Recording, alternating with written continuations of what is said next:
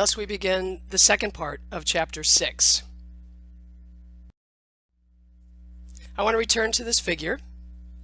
I think, as I've mentioned previously, this figure does a terrific job of capturing the essence of this chapter, starting again with the material that was presented to us in Chapter 5 in the green, the generic competitive strategy options, moving on to the complementary strategy options. So far, we've talked about offensive strategic moves, we've talked about defensive strategic moves, we've talked about outsourcing. I have not talked about websites. That's something I'm quite confident you can read and understand without me needing to elaborate further. We've also talked about vertical integration. In this second part, we're going to be talking about strategic alliances. We're going to be talking about M&A, or merger and acquisitions, a little bit on those functional area strategies, and then timing. Beginning with strategic alliances and partnerships. As I work my way through this, think about, for example, how S&C partners with study abroad sites, perhaps in London, Dublin, Australia, Spain. I could keep going, but you get the idea. In each of those cases, we have a contractual agreement, a formal agreement to do certain things, specifically to send a certain number of students to those institutions. If this were a true exchange partnership, they would also agree to send students our way. Now, each of these agreements is a bit different from each other. There is this reciprocal notion where they send students our way and we send students their way. And others, we're simply sending students their way. Now think about the value of those alliances, those partnerships, in contrast to a different option, which would be S&C having satellite institutions in London, in Dublin, in Australia, in Spain, etc., etc. See the difference?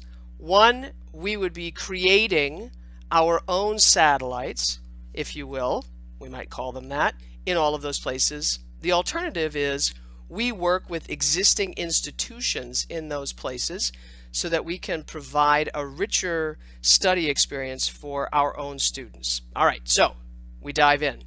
A strategic alliance is a formal agreement between two or more separate firms, organizations, in which there is some strategically relevant collaboration, some joint contribution of resources. So there is money exchanged when we do these study abroad setups.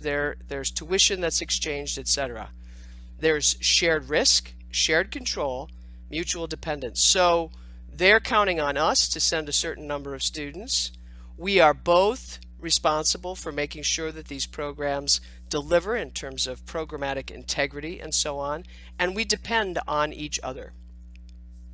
Collaborative relationships between partners may entail a contractual agreement, but commonly stop short of formal ownership ties, meaning, for example, the folks who sit on St. Norbert's Board of Trustees do not also sit on the boards of these other institutions with which we have these contractual arrangements. We do not own a part of those other institutions. They do not own a part of S&C, but we do have a contractual agreement with each of them. What does it take for an alliance to be considered strategic? As it says here, an alliance becomes strategic when it facilitates achievement of an important business objective. That could be lowering costs, it could be delivering more value. In the case of study abroad, it's to deliver more value. It's strategic when it helps build, strengthen, or sustain resources, competencies, and competitive capabilities. So we are in fact building what's available with respect to resources for our students to take advantage of. It remedies a key resource deficiency or competitive weakness. Again, we do not have sites all around the world. We would like our students, as many of them as possible, to have some out of the U.S. learning experience. This allows us, these contractual arrangements allow us to remedy that particular resource deficiency. These can speed development of technologies and/or product innovations. They facilitate entry into new geographic markets. There we go. It allows us to bring our students into these other markets. Now, if we were to follow this all the way, we would not only have these alliances, partnerships, but at some point we would consider creating our own standalone St. Norbert College of France, St. Norbert College of England, St. Norbert College of, and so on and so forth. And we would be able to do that because we had worked with these partner institutions to learn the lay of the land, if you will. And the last, these alliances are strategic when they block or defend against a competitive threat. So by us being able to work with all of these different institutions around the world, perhaps it gives us an advantage when we're recruiting students to come to St. Norbert, because we can say we have all of these opportunities for students that, our competitors, Lawrence, Ripon, et cetera, may not in fact offer. Why? How are these advantageous? Why would we bother entering into these? Well, perhaps to expedite development of some new technology, to overcome deficits in their own expertise. That's the case with St. Norbert College and its strategic alliances with these institutions around the world, to bring together the personnel and expertise needed to create maybe new skill sets and capabilities, to improve supply chain efficiency. So for example, St. Norbert College has a strategic alliance with the K through 12 Catholic education in the greater Green Bay area. That is all about increasing our supply chain efficiency, trying to make it easier, for example, for students graduating from Notre Dame High School in Green Bay to come to St. Norbert College. One of the ways that we do that is we have students who are at Notre Dame High School take courses that are in fact St. Norbert College courses. That enables those students to choose us and save themselves a bit of time and hopefully money as they pursue their St. Norbert College degree. These can gain economies of scale in production and or marketing. They allow us to acquire or improve market access, perhaps through joint marketing, and opening up learning opportunities. Continuing on with the advantages. A firm, an organization, again, I just want to note when we say the word firm, organization, company, they're all interchangeable. A firm that is racing for global market leadership needs alliances to get into critical country markets quickly and accelerate the building of its global market presence. In fact, in many countries, it's not possible for an organization from outside that country to establish itself without having a partner on the ground, in the field, if you will. It's the only way in many countries for, let's say, a U.S. firm to get a foothold in that country. There's no other way to do it, so they have to have these strategic alliances and partnerships. It's a way to gain inside knowledge about unfamiliar markets and cultures, so we're working with people who do know the culture, who do understand what those markets are like, how they operate, etc., and we're able to build on that knowledge. That's the last piece, accessing valuable skills and competencies. So in particular, different parts of the globe offer different kinds of skills and competencies. We're all very familiar with the skills associated with textiles, for example, and the fact that for most of our clothing, it is made wherever the labor dollar is cheapest at the time, given the particular type of attire. And so we're very familiar with that, but also other kinds of skills and competencies. For example, technology. India is well known for having a significantly high number of individuals who are highly skilled in technological areas. And so it's an ideal location to create an alliance with an organization that has access to those skills and competencies if, for example, an organization in the United States needed those skills and competencies. Continuing with advantageous explanations. All right, a firm that's staking out a strong position in an industry of the future. So on the prior slide, we're talking about an organization that's trying to establish itself in another country. Now we're talking about in another time. So we want to establish a stronger initial competitive position for participating in that target industry.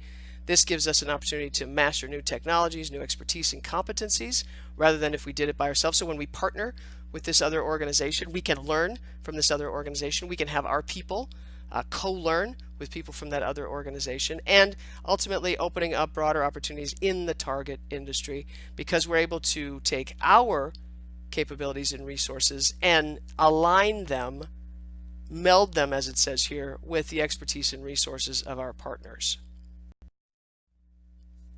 Unfortunately, many of these alliances tend to be short-lived, or they end up breaking up. As it says here, most alliances based on technology sharing or providing market access turn out to be temporary. And why is that? Well, in many cases because the benefits of mutual learning have occurred. In other words, this isn't a case of utter failure. It's we learned what we wanted to learn, and now we're moving on. We're ready to do our own thing, for example. Likewise, both partners may have developed to the point where they're ready to just simply go their own ways.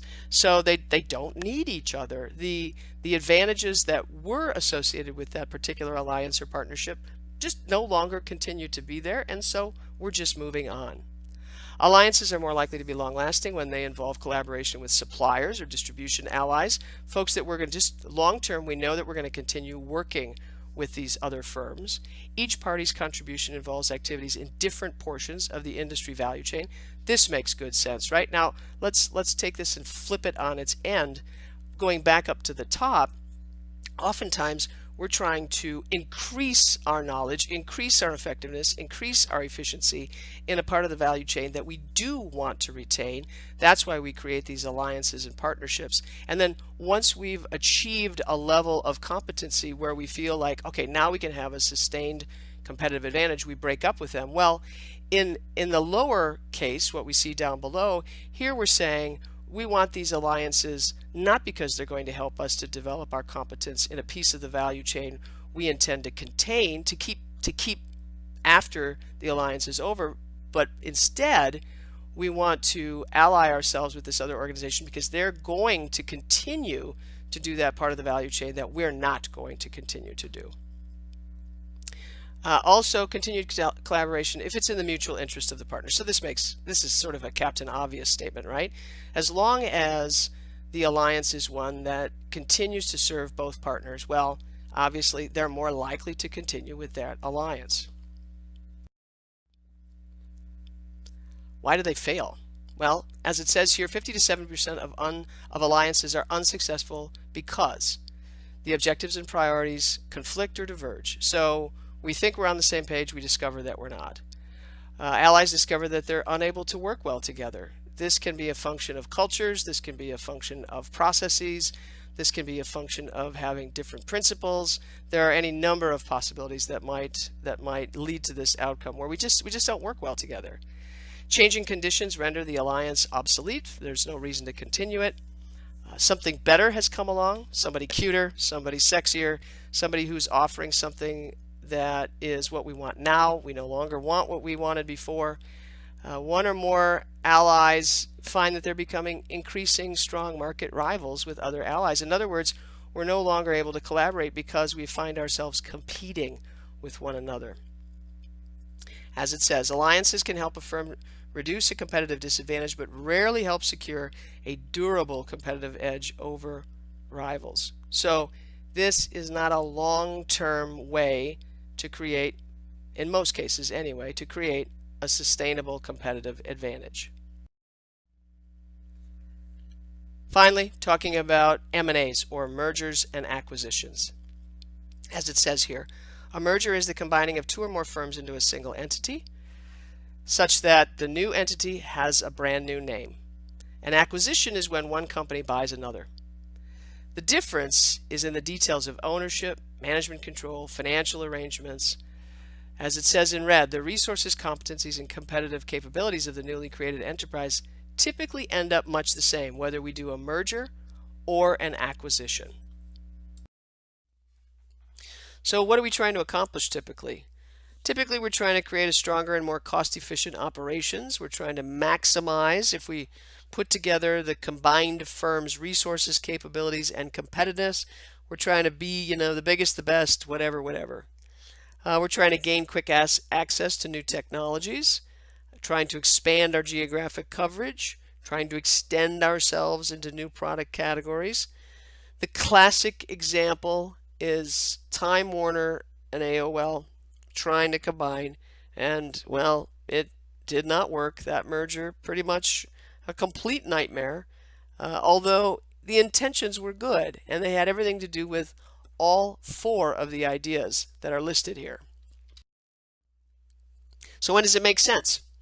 Well, it can make sense or seem to make sense when having a strategic alliance or partnership is just not going to be enough to get us what we want.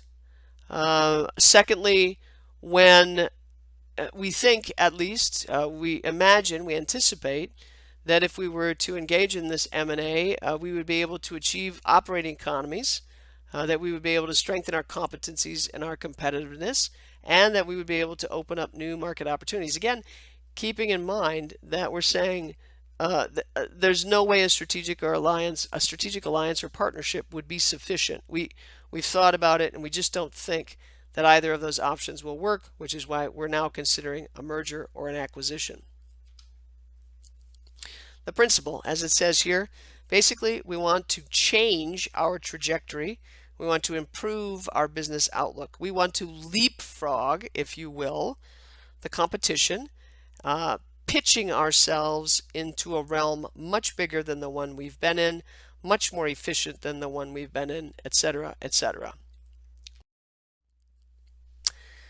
Well, here's the drag. They don't always work out. In fact, they often do not work out. And yet, hope springs eternal.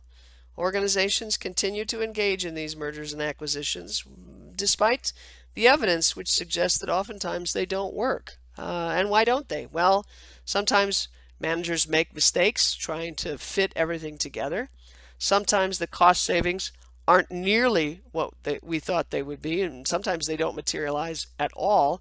The third bullet is the key bullet. The corporate cultures don't fit together. The corporate culture for one side, let's say, of the merger is stodgy, old-fashioned, focused on stability. The corporate culture for the other side of the merger transaction is hip, dynamic, innovative, and now we try to put those two together, and yeah, they just don't really work. Fourth, key employees at the acquired firm, if we're talking about an acquisition, become disenchanted, decide, yeah, you know what, this is not what I signed on for, and so they decide to leave. Or they decide to just be difficult. So they don't want to cooperate, and thus the economies, the efficiencies, the value added that were anticipated just don't materialize. Having figured out what our generic competitive strategy is, having decided which of the preceding moves is something that we want to pursue, offensive strategies, defensive strategies, outsourcing, vertical integration, strategic alliances and partnerships, or M&A, now we have to choose our appropriate functional area strategies. So again, think about an organization structure, think about these different functions. Could be talking about R&D, production, marketing, finance, IT, human resources.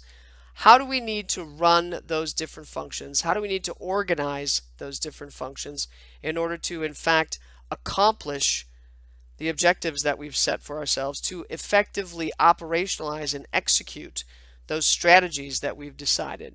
If we cannot align our functions in such a way that they support those strategies, then there will be no way for those strategies to be a success. So the functional areas of the organization have to be aware of, have to align themselves with, have to support those bigger, broader organizational strategies. Timing is everything, especially when there are significant first mover advantages or disadvantages. Obviously, the bigger the first mover advantages, the more attractive and competitively important it is to be a first mover or an early mover. This is not rocket science here. However, what is challenging is trying to determine, well, is it going to be more advantageous for us to be a first mover or not? That last bullet on the page, the bigger the first mover disadvantages, the more attractive it can be to be a follower or a late mover. For example, are we going to end up expending a lot of capital? Are we going to end up expending a lot of time and effort and then discover that customers are not loyal to us, that they are quick to switch, that they don't really feel that we're the best of the best. When does it pay off to be a first mover? Well, when doing so, when pioneering the market, will help to build our image and our reputation. When we're able to produce an absolute cost advantage over any rivalries, because over any rivals, I should say, because we committed early to new technologies and so on. When it's very expensive for our customers to switch to somebody else because we've made it, well, basically we've made it worth their while to stick with us. When moving first constitutes a preemptive strike, maybe because we got the best location at a particular intersection, or we were able to acquire some firm that had something unique in terms of its resources or capabilities. When we can protect what we do, perhaps by patents, copyrights, or some other form of property right, thereby making it really difficult for rivals to compete with us. And perhaps because whatever we do proves to be so incredibly popular with the market that we essentially set the technical standards for the industry and everybody else is in our dust. Of course, there's the potential for late mover advantages also, or first mover disadvantages. So being a fast follower or even a late mover can be advantageous when moving first is more costly than imitating followership when few experience or learning curve benefits accrue to the first mover. So as you think about this late mover, think about Apple and its iPhone. Not the first to market with a cell phone, not even close. Instead, they let other firms go ahead and create this need within the broader market. They let other firms sort of experiment with what customers wanted, and then they stepped forward. Continuing on with the second bullet, and keeping in mind Apple and its iPhone. Being a fast follower or even a late mover can be advantageous when the innovator's primitive products do not live up to buyer expectations. So I had one of those early Nokias, and let me tell you, it did not take much for Motorola to win me over from the Nokia, and later for, I don't remember exactly which Android product it was, but somebody won me over from the old Motorola, and then ultimately the iPhone won me over from whatever that no-name Android product that I can no longer remember is. They just sort of stole me away because the previous iterations of cell phones were, frankly, the word here is a good one, primitive. And then let me jump down to the last one. When customer loyalty to the pioneer is low, and a first mover's skills, know-how, and actions are easily copied or even surpassed, I felt no loyalty to Nokia. I couldn't have cared less. I was very happy to move on and then to keep moving on until I am where I am now. And even now, as I look at my phone, I think, you know what? If somebody came along with something that I thought was even better, I might jump all over that. So this is the slide that pulls it all together. It's the same as what we saw at the very beginning of this PowerPoint slide deck. Basically, it's the framework for the entire chapter, with the material in green being, in fact, the material that was discussed in Chapter 5, those generic competitive strategy options. Then we choose from among the complementary strategy options. Now, there's nothing that says an organization can't do more than one of these options in gray. That should be an important thing that you're considering. We can initiate those offensive strategic moves. We can employ defensive strategic moves. One that we didn't talk about in this PowerPoint, but it's discussed in the text, is thinking about the kind of website strategy that we want to employ. We can also decide whether to outsource selected value chain activities, or instead of outsourcing, whether we want to employ backward or forward vertical integration strategies, whether maybe somebody's out there that we'd like to ally ourselves with or become a partner with, or merge with or even acquire so that we might be more competitive. Beyond this, we need to make sure that our functional areas are in line with our overall strategies. And then finally, to jump into the market when the timing is right. And that's it for this chapter.